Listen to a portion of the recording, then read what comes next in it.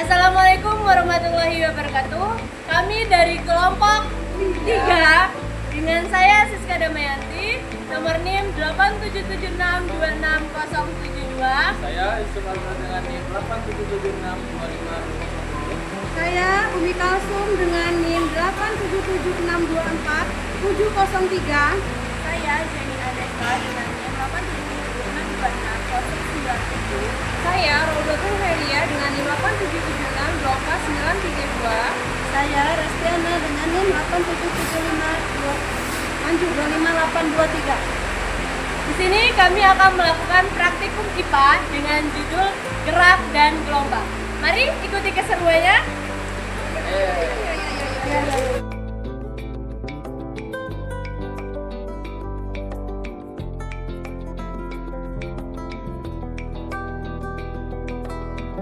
Assalamualaikum warahmatullahi wabarakatuh. Halo teman-teman, perkenalkan saya akan melakukan praktik tentang gerak dan gelombang menggunakan alat praktik milik UT atau Universitas Terbuka.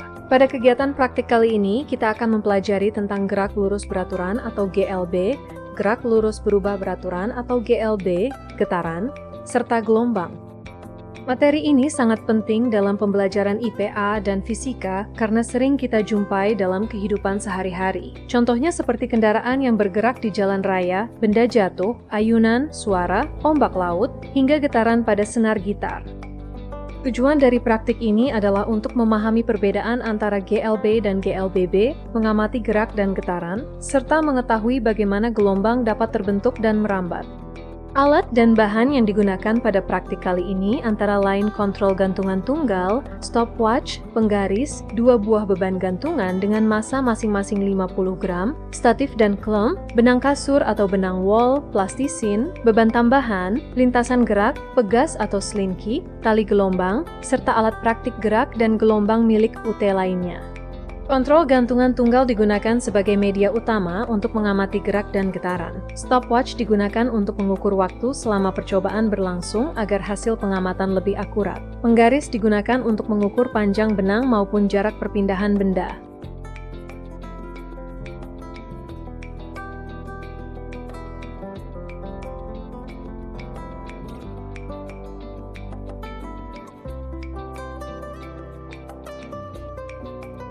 Dua buah beban gantungan berukuran 50 gram digunakan untuk memberikan variasi massa pada percobaan sehingga dapat diamati pengaruh massa terhadap gerak.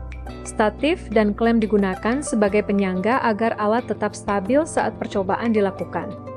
Benang kasur atau benang wol digunakan untuk menggantung beban sehingga dapat bergerak bebas. Plastisin digunakan sebagai perekat maupun penambah variasi bentuk dan massa benda. Sedangkan beban tambahan digunakan untuk melihat perubahan gerak dan periode getaran ketika massa benda diperbesar.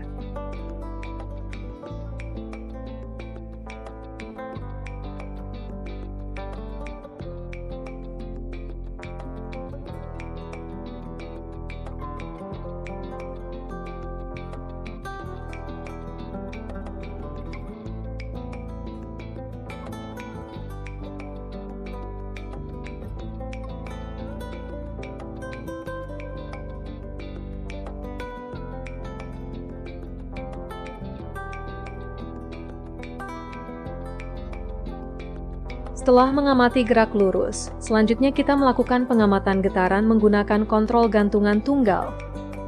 Beban digantung menggunakan benang pada statif kemudian ditarik ke salah satu sisi dan dilepaskan perlahan. Setelah dilepaskan, beban bergerak bolak-balik melalui titik keseimbangan. Gerakan bolak-balik ini disebut getaran. Saya menghitung waktu yang diperlukan benda untuk melakukan beberapa kali getaran menggunakan stopwatch. Dari hasil pengamatan terlihat bahwa panjang benang dan besar massa beban memengaruhi periode getaran. Semakin panjang benang dan semakin besar massa tambahan, maka gerakan getaran terlihat lebih lambat.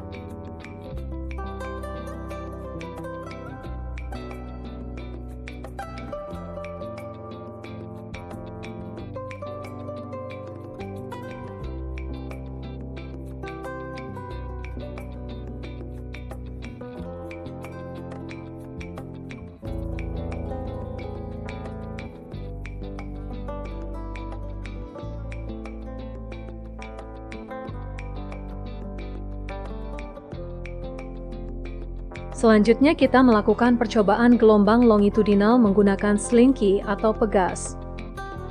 Salah satu ujung slinky dipegang tetap, sedangkan ujung lainnya digerakkan maju mundur secara teratur. Gerakan tersebut menghasilkan rapatan dan renggangan yang merambat sepanjang pegas. Gelombang seperti ini disebut gelombang longitudinal karena arah getaran sejajar dengan arah rambatnya.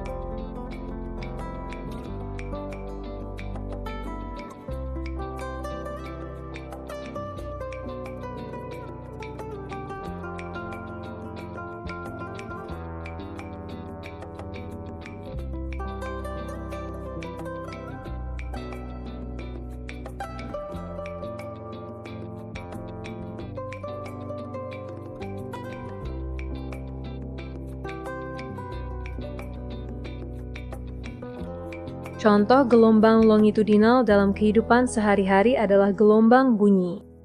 Selanjutnya kita mengamati gelombang transversal menggunakan tali gelombang. Ujung tali digerakkan naik turun sehingga menghasilkan puncak dan lembah gelombang. Gelombang ini disebut gelombang transversal karena arah getarannya tegak lurus terhadap arah rambat gelombang. Dari percobaan ini kita dapat melihat adanya amplitudo, panjang gelombang, dan frekuensi gelombang. Semakin cepat tali digerakkan, maka frekuensi gelombang semakin besar dan jumlah gelombang yang terbentuk semakin banyak. Berdasarkan seluruh percobaan yang telah dilakukan, dapat disimpulkan bahwa pertama, grek lurus